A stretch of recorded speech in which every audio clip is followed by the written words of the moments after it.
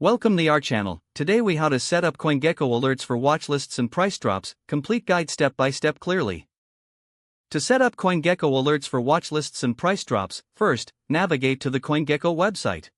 If you don't have an account, create one by clicking on the register button. Follow the on-screen prompts to enter your email and password.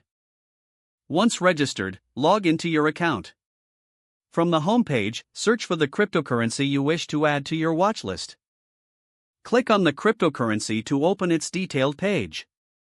On this page, find the Add to Watchlist button and click it. Repeat this process for any other cryptocurrencies you wish to monitor.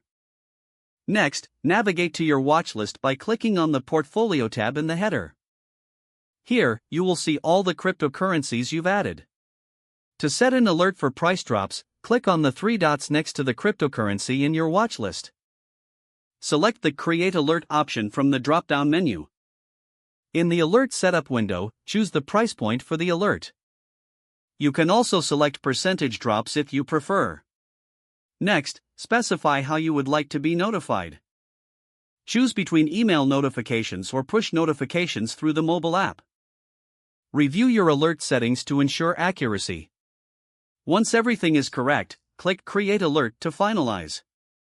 Your alert is now set up and will notify you when the price conditions are met.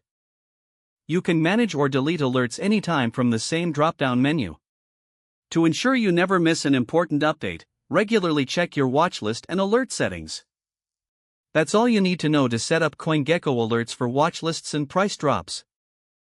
If the page does not load, refresh the browser or try again in a private or incognito window.